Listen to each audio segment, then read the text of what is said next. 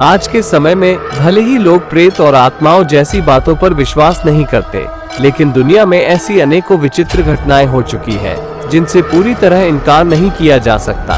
आज हम आपको भारत की 4 सबसे भूतिया जगहों के बारे में बताने वाले हैं, जो बेहद रहस्यमयी और डरावनी है।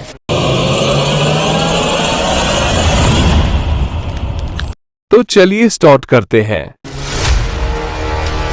भारत की सबसे खौफनाक जगहों में से जो पहले नंबर पर आती है वो है भानगढ़ किला, जो कि राजस्थान के अलवर जिले में स्थित है। ये बात है 17वीं शताब्दी की राजकुमारी रत्नावती की। रत्नावती राजस्थान की सबसे सुंदर स्त्री थी। उसकी सुंदरता के पीछे नगर के सभी पुरुष मोहित थे। उन्हीं लोगों में से नगर में रहने वाले एक तांत्रिक को राजकुमारी से प्यार हो गया था। वो उससे विवाह कर उसे अपनी पत्नी बनाना चाहता था। राजकुमारी को अपने प्रेम जाल में फंसाने के लिए उसने काला जादू का प्रयोग कर एक इत्र तैयार किया और उसे राजकुमारी के इत्र में मिला दिया, जिसको लगते ही वो तांत्रिक के वश में हो जाती। परंतु उस तांत्रिक की बदकिस्मती थी कि राजकुमारी को उस तांत्रिक की चाल पहले ही पता चल चुकी थी। इसलिए राजकुमारी ने अपने सैनिकों द्वारा उस तांत्रिक को मरवा दिया।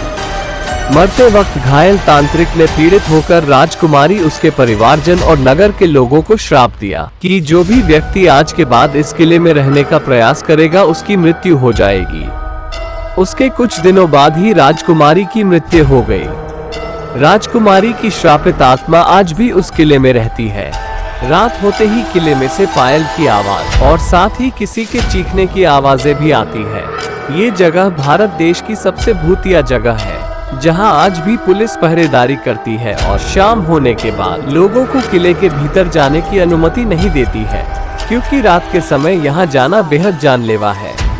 भारत की सबसे खौफनाक जगहों में से जो दूसरे नंबर पर आती है वो है जीपी ब्लॉक, जो कि उत्तर प्रदेश के मेरठ शहर में स्थित है। एक जमाने में ये बंगला अपनी सुंदरता के कारण शहर की शान हुआ करता था, परंतु अब ये पुराना और जर्जर पड़ चुका है, जो कि लोगों के लिए मात्र एक भूतिया या हॉन्टेड प्लेस बनकर रह गया है। आप जानते हैं कि आखिर यह बंगला इतना भूतिया कैसे बन गया? बात है आजादी के पहले की, जब अंग्रेज हमारे देश पर राज किया करते थे। उस समय इस महल में एक अंग्रेज दारोगा डिसूजा अपनी पत्नी के साथ रहा करता था। दोनों दंपति हंसी खुशी साथ में रहा करते थे। एक दिन डिसूजा अपने घर से गाड़ी लेकर निकला और घर के पास में स्थित कंपनी बाग चौराहे पर उसका एक्सीडेंट हो गया। एक दूसरी गाड़ी ने उसे कुचल दिया, जिससे वही उसकी दर्दनाक मौत हो गई। जब डिसूजा की पत्नी को अपने पति के मरने का पता चला तो वो ये गम बर्दाश्त नहीं कर पाई और उसने उस महल में अपने आप को पंखे से लटकाकर खुदकुशी कर दी। तब से उस औरत की अतृप्त आत्मा उसी महल में भटकती है। कुछ सालों बाद जब देश आजाद हुआ तो भारत के कई लोगों ने महल की सुंदरता के मोह में आकर वहां रहने का प्रयास किया, परंतु जब भी कोई परिवार उस बंगले में रहने जाता तो उसे कुछ हैरतअंगेज कर देने वाली असाधारण घटनाओं का सामना करना पड़ता, जिसकी वजह से उस महल का नाम भूत बंगला पड़ गया। बंगले के आसपास के लोगों का कहना है कि आज भी वहां पर रात में बंगले की छत पर लाल कपड़ों में मोमबत्ती लिए हुए एक औरत घूमती हुई दिखाई देती है। भारत की सबसे खौफनाक जगहों में से जो तीसरे नंबर पर आती है वो है कुर्सियांग हिल, जो कि प्राकृतिक सौंदर्य का खजाना है। कहा जाता है कि रात में एक सिर कटा भूत कुर्सियांग हिल में घूमता है, जो कुछ दूर जाने के बाद जंगलों में गायब हो जाता है। कई साल पहले एक आदमी अपनी 2 बच्चियों के साथ जा रहा था। फिर कुछ दूर जाते ही उसने अपनी बच्चियों का गला दबाकर मार दिया। बताया जाता है कि आज भी उन जंगलों से कोई गुजरता है तो उन्हें 2 लड़कियां के रोने की आवाज सुनाई देती है, और कई लोगों ने तो लड़कियों को पेड़ों पे उल्टा चलते भी देखा है। कुछ लोगों ने लाल आंखें देखी, जो किसी महिला का भूत बताया जाता है। डाउ हिल कुर्सियांग की जंगलों की वायु इतनी खराब है कि यहाँ आने वाले टूरिस्ट खुद को मारने पर उतारू हो जाते हैं। डाउ हिल कुर्सियांग के भूतिया जंगलों का रहस्य किसी को नहीं पता, लेकिन कोई भी इंसान डाउ हिल कुर्सियांग के जंगलों में नहीं जाना चाहता। भारत के सबसे खौफनाक जगहों में से जो चौथे नंबर पर आती है वो है ग्रैंड पैरोडी टावर, जो कि महाराष्ट्र के मुंबई शहर में स्थित है। एक समय था जब लोग इस इमारत में हंसी खुशी रहा करते थे, लेकिन ना जाने कब प्रेत आत्माओं ने इस टावर की 8वीं मंजिल पर अपना डेरा जमा लिया और तब से यहाँ शुरू हो गया अनहोनी घटनाओं के होने का सिलसिला। आंकड़ों के अनुसार वर्ष 1976 में इस टावर का निर्माण हुआ था।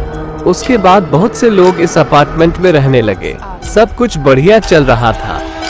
इस इमारत के 8वीं मंजिल पर करीबन 7 परिवार रहते थे। इनमें से 2 परिवार ऐसे थे जिनका आपस में किसी वजह से झगड़ा हो गया और एक दूसरे को जान से मरने की धमकी देने लगे। इनमें से एक परिवार में एक बुढ़िया रहती थी जिसके पास काला जादू का ज्ञान था। बदला लेने के लिए उस बुढ़िया ने सामने वाले परिवार के लोगों पर काला जादू कर उनके मन को वश में कर दिया। इसके बाद काला जादू के वश में आए परिवार के लोगों का स्वभाव और रहन सहन आम इंसानों से अलग हो गया, जिसके कुछ दिनों बाद परिवार के सदस्यों ने एक एक करके इमारत की 8वीं मंजिल से कूदकर खुदकुशी कर ली। पूरी बिल्डिंग के लोग दहशत में आ गए। किसी के समझ में नहीं आया कि इस आत्महत्या के पीछे का कारण क्या था। इसके बाद टावर से आत्महत्या करने वाले परिवारजनों की भटकती आत्माओं ने टावर की 8वीं मंजिल पर अपना डेरा जमा दिया और इसके बाद से जैसे यहाँ मौत का तांडव शुरू हो गया। कुछ वर्ष पूर्व अपार्टमेंट में रहने वाला राधेमन नाम का एक व्यक्ति अपने तांत्रिक मित्र के साथ टावर की 8वीं मंजिल पर गया। अपार्टमेंट के 7वें ताल से जैसे ही वो आगे बढ़े, उन्हें लगा कि कोई उनका हाथ पकड़कर 8वीं मंजिल की ओर खींच रहा है। वे बेबस होकर घिसकने लगे। तब उन्होंने पीछे चल रहे अपने तांत्रिक मित्र को जोर से आवाज लगाई। वो तांत्रिक मित्र दौड़ते हुए राधेमन के आगे आए और मंत्र पढ़ते हुए झाड़ फूक वाले पानी को उस दुष्ट आत्मा की ओर फेंका। तब उसने राधेमन का हाथ छोड़ा। यहाँ तक कि इन भूत प्रेतों की काली छाया के कारण इस अपार्टमेंट के नौकर और चौकीदारों को भी जान से हाथ धोना पड़ा। उसके बाद इस इमारत में रहने वाले लोगों को भी विश्वास हो गया कि इस टावर पर बुरी आत्माओं का वास हो गया है। सभी लोग बुरी तरह डर गए और इस बिल्डिंग को छोड़कर भाग गए।